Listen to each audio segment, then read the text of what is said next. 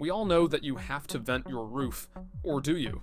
The reality is that the topic is a lot more complex than you might realize. Some roofs and attics should be vented while others absolutely should not, and it completely depends on the limitations of the conditions, the roof geometry of the home or building that you're working with, and the climate that you're located in, and if you're dealing with an existing structure, the limitations of those existing building conditions, and the various stipulations imposed on the project.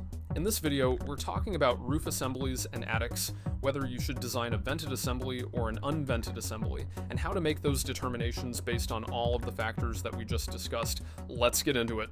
So, we've talked about roof venting in the past in several other videos, as well as how to design a successful unvented roof assembly or conditioned attic. Now, just a quick refresher, there is a difference between a roof and an attic.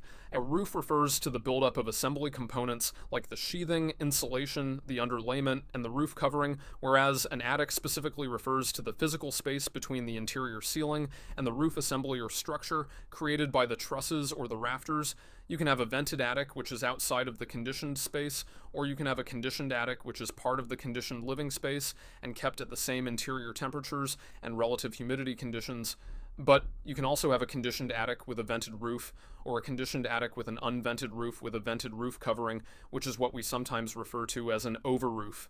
Now, vented attics are a very forgiving system that can work in most parts of the country, but only if they're designed correctly, and what I mean by this is that we want a very airtight ceiling with clear environmental separation between the interior space and the vented attic space, and plenty of consistent airflow inside the actual attic space. For all intents and purposes, that vented attic space is outside of the building, which means that we don't want our ductwork to be located in this vented attic space, even though we see it all the time. It's probably one of the dumbest things that you can do if you have a vented attic. Not only are you going to get a 25% energy penalty, but you can easily get condensation on that ductwork, especially in humid climates or climates that have warm, humid summers. If we have 130-degree attic space in humid Miami, what are the chances that moisture is going to start condensing on that ductwork? It's pretty much a guarantee, not to mention that you can end up sucking air from the attic space, which contains dust particles, moisture, mold, and other air contaminants, into the living space if there's duct leakage, and there almost always will be. The key to a properly designed vented attic is to ensure that all of the ductwork is located below the ceiling's air barrier, and that often necessitates constructing a small service soffit for the ductwork and trunk lines, or some sort of dropped ceiling as a plenum space. But no matter what, you want to make sure that it's below whatever is serving as your air barrier. There should be nothing inside your vented attic apart from insulation. As for the venting, we want a bunch of soffit vents down low, and a continuous ridge vent at the top. This low to high ventilation is going to facilitate the stack effect, which is the primary driving force for a vented attic. You don't want to use gable vents because gable vents don't provide a consistent means of ventilation. You're only relying on the wind as a driving force to carry air across the attic space laterally, and if you have an especially complex roof, this is more like faith-based ventilation. Oftentimes, you see mechanical vents attached to these gable vents because they simply don't work very well on their own. I'll give a shout out to Steve Bazek from The Build Show, who said something along the lines of, "Just because you call it a vent doesn't mean it's actually venting." Now, we can vent a lot of different roof forms if we have a vented attic space, except if we have a flat roof. We never want to vent a flat roof because, guess what? We don't get that stack effect that we need for continuous passive ventilation. We are relying on wind moving air laterally through the roof structure in order to actually vent the roof, and I can't tell you how many failures we've seen on attempts to vent flat roofs. There's oftentimes structural components that get in the way of ventilation, and poor air sealing results in moisture issues. It's a big unnecessary mess. It's also difficult to vent attics if there are a lot of building transitions like sidewalls and head walls, like where a shed roof on a first floor meets a second floor wall. Now, we know how to vent this using head wall vents, but oftentimes it's not very practical unless it's limited to a small section of the roof. Let's talk about another building condition where we shouldn't vent the attic space. This goes back to not having the ductwork in the attic, but if we have an insulation retrofit of an older building and we have existing ductwork and the air handling unit is currently located in the attic space, which isn't uncommon, and we can't relocate that ductwork and the HVAC unit below the ceiling, then we absolutely do not want to treat this as a vented attic space, as we would just be locating the ductwork completely outside of the conditioned space, especially if we're adding insulation to that attic floor, because now the attic is going to be thermally uncoupled from the living space while our ductwork is still up there. Sure, you might be running your HVAC system less often because you've insulated the ceiling, but you're going to introduce a whole bunch of unexpected problems like condensation and other issues, especially now that the system is running less often. In this case, you'd want to convert the space into a conditioned attic, close off those vents, and retrofit insulation between the rafters and on top of the roof deck with exterior insulation to couple the attic space to the living space to enclose the ductwork within the conditioned space. If there's duct leakage, it's going to leak into the interior, which is already operating at those same temperature and relative humidity conditions. Now, this leads us to a good segue. Remember before how we mentioned you can have a conditioned attic with a vented roof assembly? This is the vented cathedral ceiling approach, where the attic space is contained within the conditioned living space, but we're venting the sheathing between each rafter bay. This approach works really well on simple roofs and attic spaces where there aren't many intersections or transitions to different roof forms.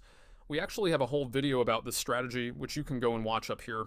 But if you have a really simple gable roof or shed roof, we can make the system work very well, provided that we follow all of the same rules as a standard vented assembly. You want a very airtight ceiling, you want to make sure that all the ductwork is located inside the conditioned attic with no in-between spaces where you have a questionably vented unconditioned space, and you want continuous ventilation from soffit to ridge between each rafter bay.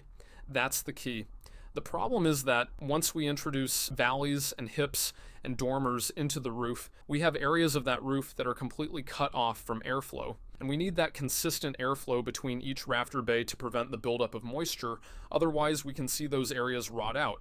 Now, as you can see, it starts to get a little more complex if we want to have a conditioned attic space with a vented roof. There are ways to introduce cross-ventilation in these systems, but the minute you start adding sidewall intersections and a bunch of different intersecting roof geometry, you probably should move to an unvented system. We've seen countless more problems with poor venting attempts than we have with a well-designed unvented roof assembly, provided that the roof assembly has the ability to dry. Fire is also a big problem in vented attics, especially if you're in a region prone to wildfires or if you're building in a wildland-urban interface. Vented attics suck embers that are floating in the air into the attic space. This is a big reason why the 2025 LA fires spread so rapidly and intensely. We have a whole video on this which you can watch up here. Vented attics and roofs also blow off more during extreme weather events like hurricanes and tornadoes. In coastal climates, vented attics and roofs can allow salt-laden air into the enclosure, which can corrode metal structural components like truss plates, hangers, fasteners, and brackets. This leads us to our unvented roof assemblies, and we have plenty of videos on how to design these. But the key principle when it comes to designing a successful unvented roof with a conditioned attic is condensation control. If we aren't venting the roof, do we have a means of moisture removal? And if we don't, how are we preventing the formation of condensation? In most cases, we are using exterior rigid insulation above the sheathing to warm up that first condensing surface. If we have insulation on the outside of the structural sheathing, then that sheathing is going to be closer to interior conditions, and therefore we are able to reduce the number of potential condensation hours, versus if we had no exterior insulation, that sheathing is going to be very close to outdoor temperatures. Now, the amount of exterior insulation that you need is going to depend on the climate zone that you're building in. Obviously, more outboard insulation is needed if you're building in a colder climate. It's also dependent on the interior relative humidity and temperature that you're planning to operate under, and the total R value of the assembly. Again, we have videos discussing how to design and build roofs with exterior insulation, the condensation control ratios, and other design considerations. We'll put links to those in the description below. Another way that we can get our condensation control is through the use of closed cell spray foam applied to the underside of the roof sheathing. If we can't install outboard insulation, we can push that first condensing surface inwards to the surface of the spray foam, and because closed cell spray foam is airtight, vapor impermeable, and has a high R value per inch, this can sometimes be used instead of exterior insulation. Now, there's a big caveat to this, and that's if you are operating at a very high interior relative humidity. For example, if you have an indoor pool, you have to put all of your insulation on the outside of the structure because of the moisture risks. Spray foam also has the potential to crack from building movement, which can of course violate the integrity of that system and result in condensation and rot over time. We have a whole video discussing this, which you can watch here. The other technique that we can use to achieve an unvented roof assembly with a conditioned attic, specifically in warmer climates, is a vapor diffusion port. Now, you don't have to use any exterior insulation or spray foam if you have a vapor diffusion port in these climates. This works with air permeable and vapor permeable insulation like fiberglass, rock wool, and cellulose. Again, we have a whole video on this strategy, but since the number of condensation hours is really low in hot climates, we can provide condensation control and moisture removal at the ridge with a vapor diffusion port. A vapor diffusion port takes advantage of a phenomenon called hygric buoyancy, in which warm, moisture-laden air is less dense than dry air and displaces the dry air in the building, which means that all of the moisture-laden air will end up at the highest point, which is the ridge. This vapor diffusion port is simply a vapor open membrane that's installed over the ridge opening to give that moisture a path to escape.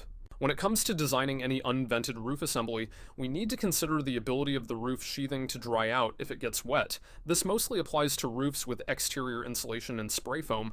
What can happen is that if we have a roof covering like asphalt shingles, we basically have no outward drying potential if that sheathing or nail base gets wet, so we either need to design the roof covering so that it's either drained or ventilated, which is the vented over roof that we discussed earlier, or we need to reduce the wetting potential somehow.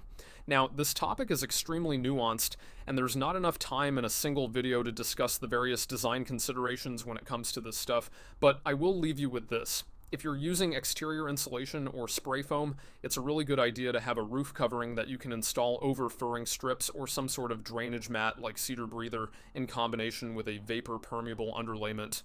The reason for this is that if there's moisture that happens to accumulate in the sheathing or in the nail base, you'll have some outward drying potential into that gap if you pair it with a vapor permeable underlayment. Vapor drying out will condense underneath your roof covering, but it will quickly drain out. If this can't be done, make sure that your sheathing or nail base is sufficiently dry before you put down your underlayment, and use a peel and stick underlayment on your entire roof assembly to reduce the potential for water ingress. A peel and stick or self-adhered underlayment is bonded to that sheathing, which means that it's not going to allow water or air to travel freely between the joints. If you reduce the drying potential, you have to reduce the wetting potential. That's all we have time for today, guys. This is a really complex topic we could dedicate dozens of videos to, but I hope this video helps you make good decisions on your project in the future. Not as simple as just throwing some insulation in the cavity and calling it good.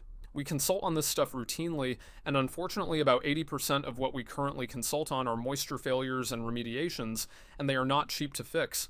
We want to prevent these issues before they happen, which ultimately starts with good design, good drawings, proper specifications, and proper execution in the field. Everyone needs to be on the same page, and we need a solid plan going in. Guys, if you found this video helpful, make sure to leave a like, and subscribe for more weekly building science videos, and head over to our website at asiri-designs.com, where we have over 150 free building science articles that cover a wide range of topics. Links will be in the description below. For now, good luck with your projects. Cheers.